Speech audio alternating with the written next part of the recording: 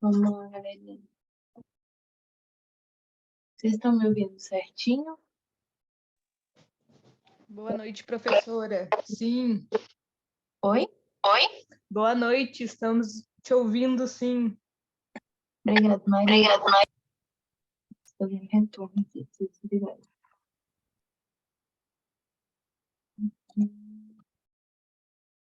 E agora melhorou. Parou de retorno. Vamos lá então, galerinha. A última semana nós falamos sobre sentido figurado, sentido denotativo e sentido conotativo. Essa semana, hoje, nós vamos continuar dando mais um passinho, só que hoje a gente vai voltar um pouquinho para a gramática. Deixa eu subir o slide aqui para vocês.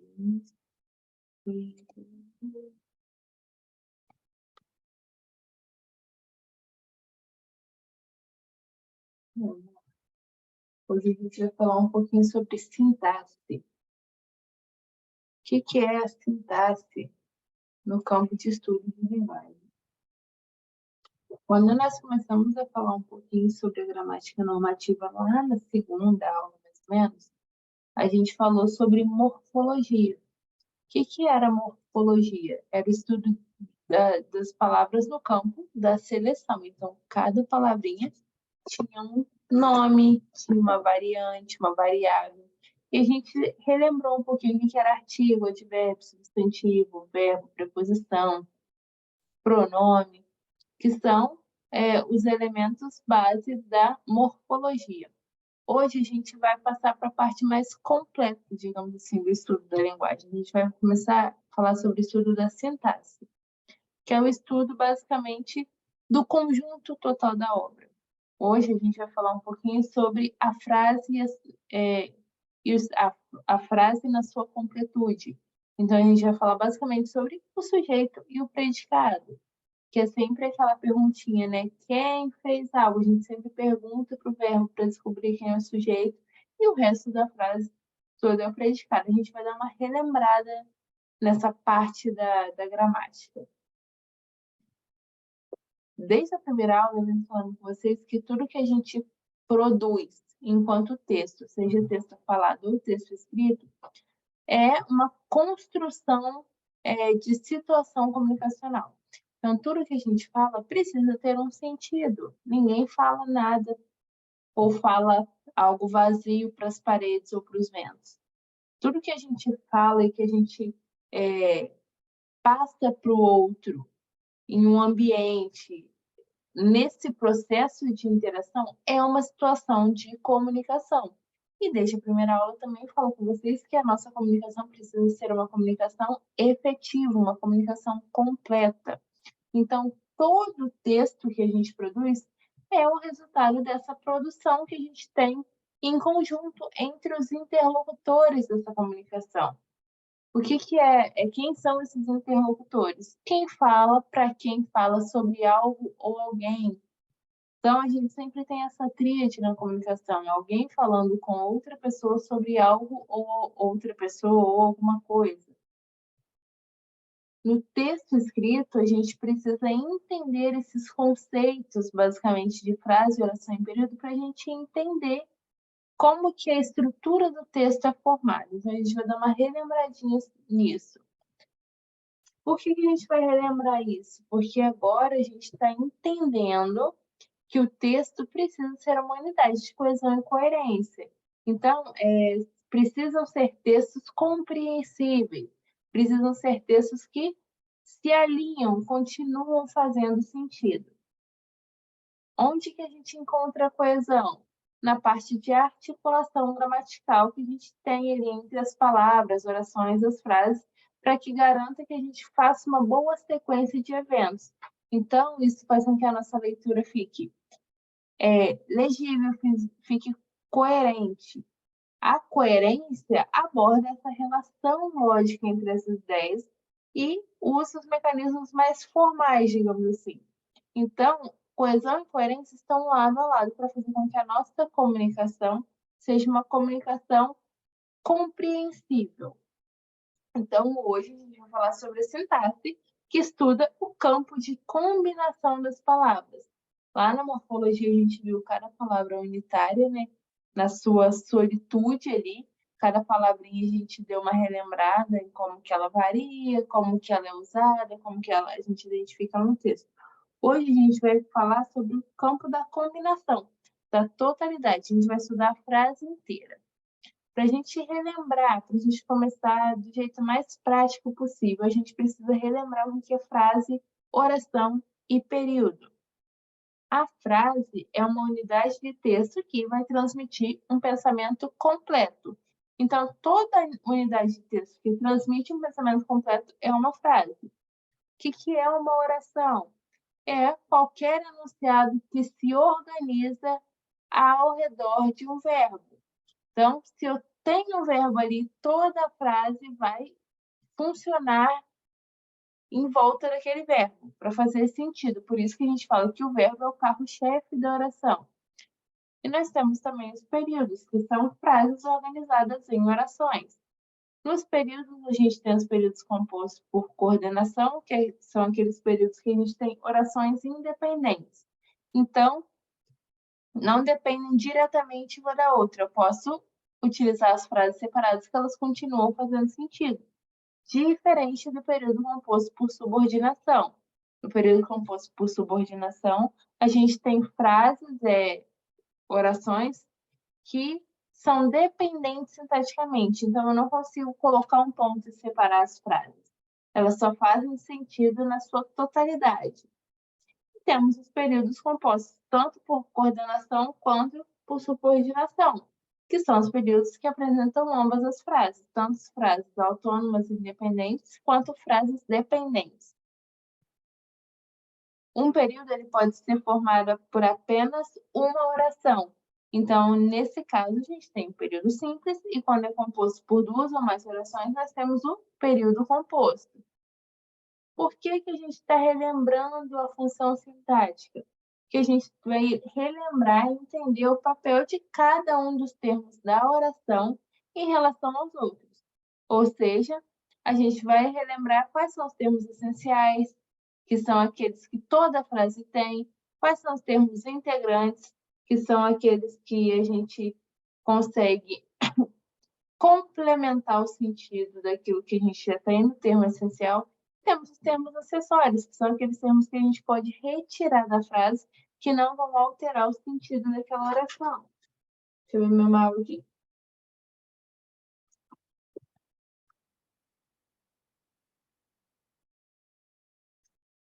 Então, como elementos da função sintática, a gente tem aí sujeito, predicado, os objetos, complementos, agente da passiva, os adjuntos, vocativo e aposto. Vamos começar pelo mais básico e mais simples, que é o sujeito e o predicado. O que é o sujeito e o que é o predicado? São estruturas fundamentais, principalmente na nossa linguagem verbal. Por quê? Porque estão diretamente relacionados à nossa necessidade de se comunicar, de verbalizar.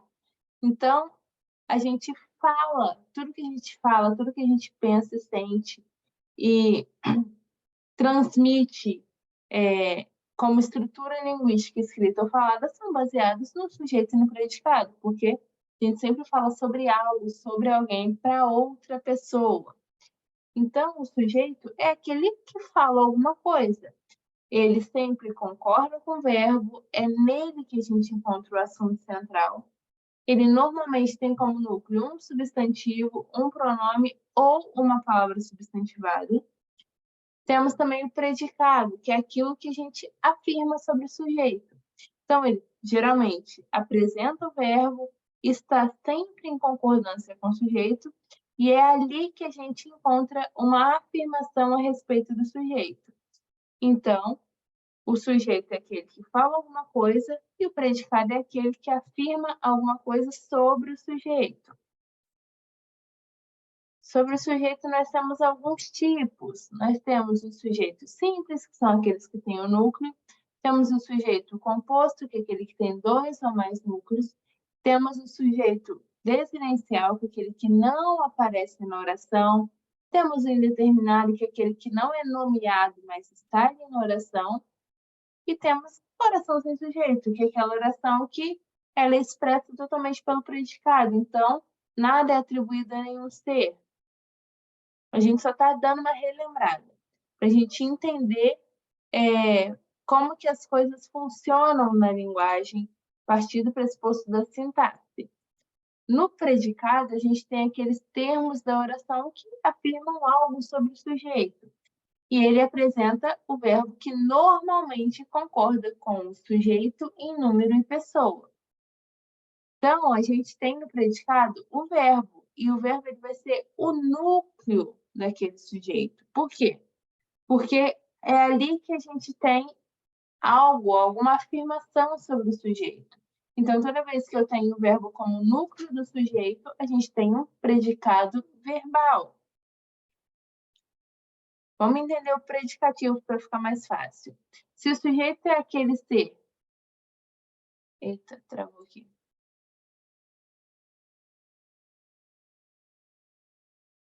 Está faltando slide, será?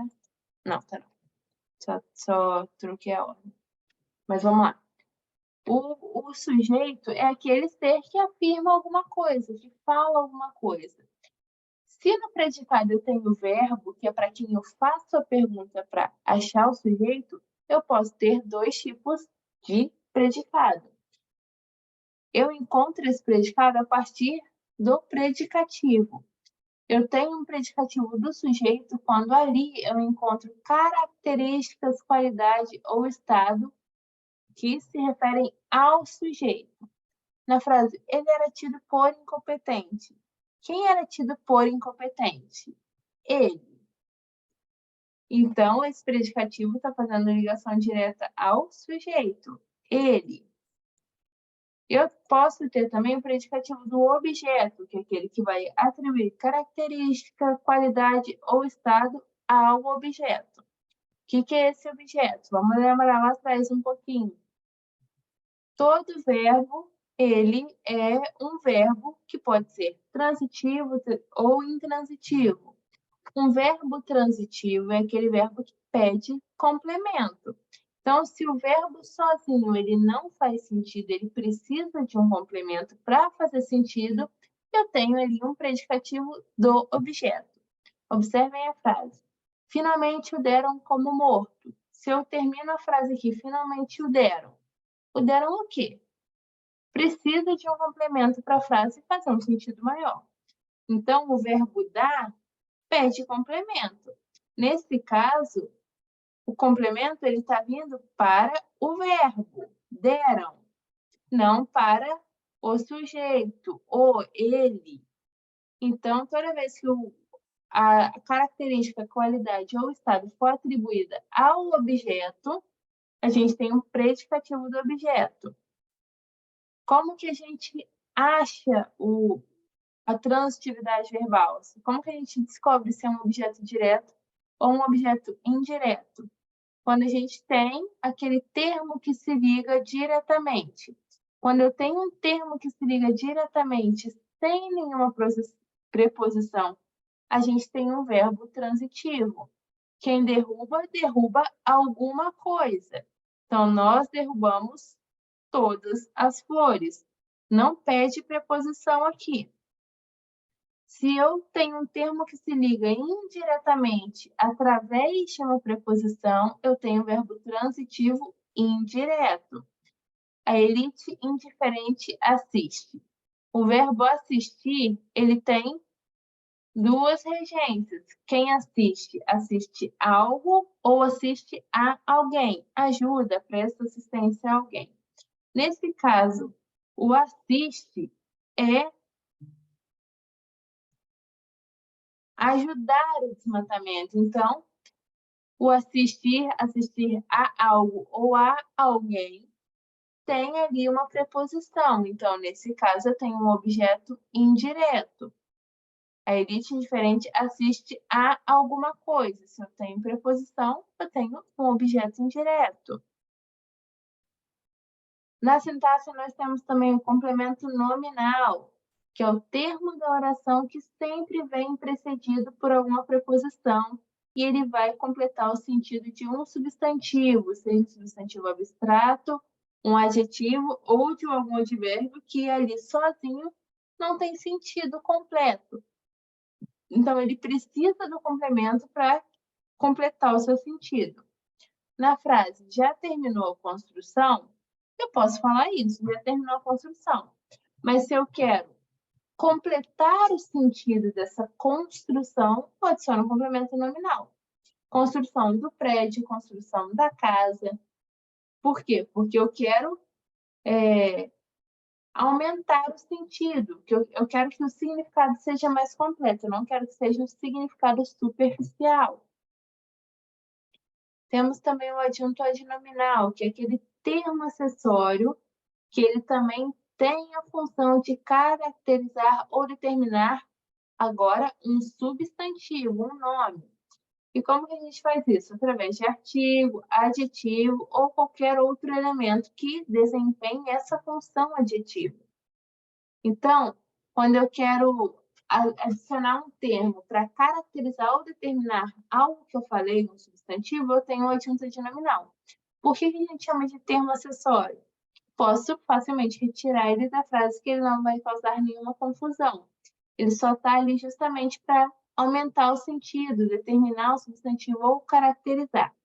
Então, na frase, os elogios da diretora aos estudantes, eu estou caracterizando de quem foram os elogios, foram da diretora.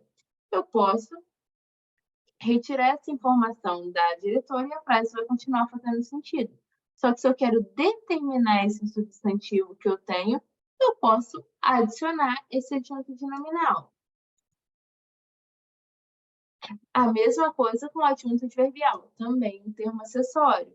Ele vai indicar ali as circunstâncias em que se dá uma ação verbal.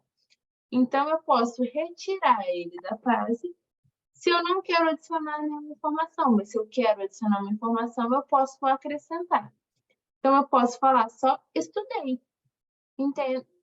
É entendido que a pessoa estudou. Eu também posso especificar, estudei para a prova. Estou especificando, indicando uma circunstância dessa ação verbal, de estudar. Então, eu tenho o adjunto adverbial. Temos também o vocativo, que é aquele termo que a gente usa para chamar, invocar, interpelar o ouvinte real ou hipotético. Então, geralmente, ele é relacionado à segunda pessoa do discurso. Não fale tão alto, Rita. Não ligue a luz, Ana. Feche a porta, Marta. Todas as vezes que eu chamo a pessoa, trago a pessoa para o texto, eu tenho um vocativo. E temos também o aposto, que é aquele nome que a gente dá quando a gente tem um termo que exemplifica ou explica melhor algo que já foi mencionado anteriormente. Então, na frase Maria, irmã de Bernadette, vendeu todos os seus bordados. Eu estou falando que é a Maria, irmã da Bernadette. Eu estou especificando qual Maria que é. Então, se eu já falei algo e especifico depois, sempre entre parênteses, vírgula, dois pontos ou travessão, eu tenho um aposto. Gostou de tudo que serve no restaurante, os peixes, as carnes e a sobremesa. Já falei que gostou de tudo que tem no restaurante, estou especificando. Então, nesse caso, eu tenho um aposto.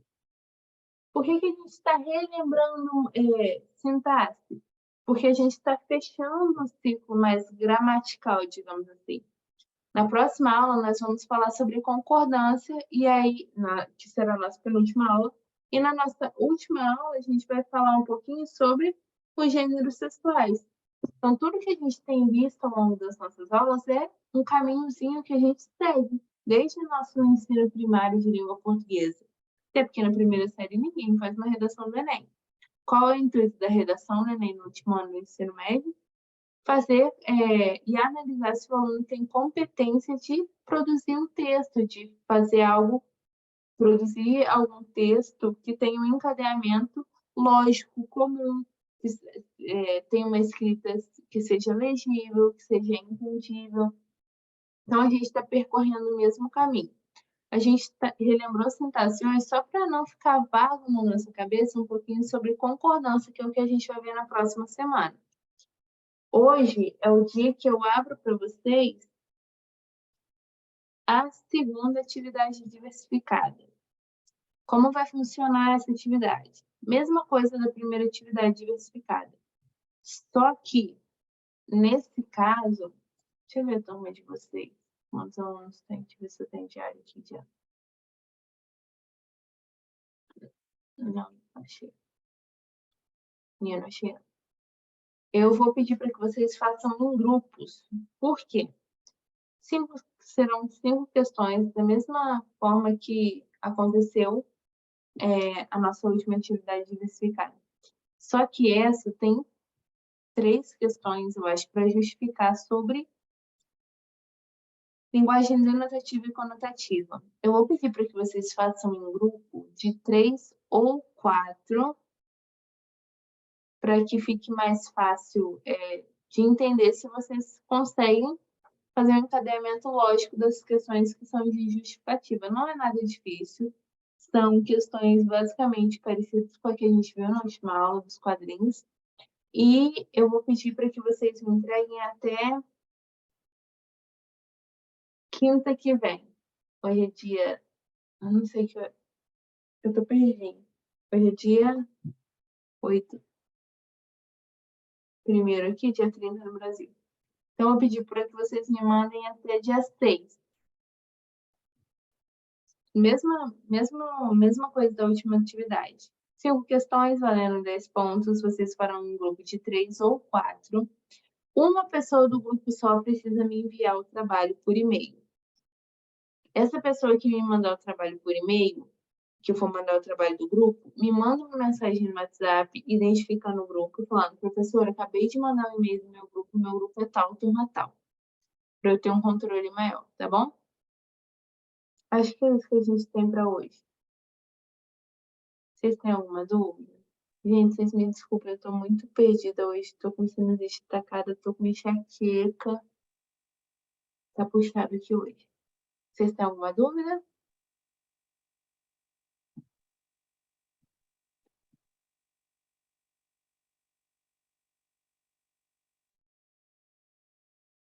Vou considerar que não, então. Tá bom? Meninas, eu vou liberar vocês, então. A gente se vê na próxima sexta. Eu vou mandar uma mensagem lá no grupo, relembrando sobre o trabalho, explicando certinho. Mas, basicamente, grupo de 3 ou 4, uma pessoa do grupo me manda a resposta por e-mail. As questões de justificativa só vão ter a nota cheia se vocês justificarem. Então, não é só, é isso, ponto. Se tá ali um justifique, eu vou pedir para que vocês justifiquem. E com as palavras de vocês. Então, sentem em grupo, façam as questões rapidinhas. São questões muito fáceis, muito práticas para fazer. Só para saber se vocês entenderam a última aula, que para mim é o que mais importa, denotação e conotação, nesse bloco de aulas que a gente teve. A pessoa que vai me mandar por e-mail, me manda uma mensagem no WhatsApp, falando: professora, sou aluna tal, do grupo tal, acabei de mandar um e-mail, a atividade por e-mail para a senhora. Só isso. Só para eu ter um controle maior.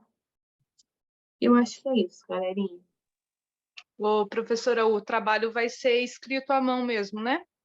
Pode ser, eu vou mandar o arquivo para vocês em Word. Se vocês quiserem imprimir, responder e me mandar foto, não tem problema. Pode responder pelo Word mesmo, ou responder no corpo do e-mail, me responder o e-mail. Eu só preciso ter documentado no e-mail a atividade. Tá bom? Se vocês quiserem imprimir ou escrever sua resposta, colocar o número certinho, escrever sua resposta numa folha e me mandar foto, também aceito. Tá bom, tá ok. Tá bom? Tá. Meninos, vou liberar vocês, então. A gente se vê na sexta que vem, né? Deixa eu ver que dia é. Na sexta que vem. Acho que é dia 7. Isso. Que o recesso de vocês começa dia 17, não é? Acho que é assim. Show, então. Acho que é dia 15, né? Eu acho. Então, a gente... Ixi, a prova de vocês vai ser depois das férias. Mas tá bom. Como que vocês aproveitam as férias? tá bom? Tá ok, então. Boa noite. Beijinho, boa noite, bom descanso para vocês. Até sexta que vem.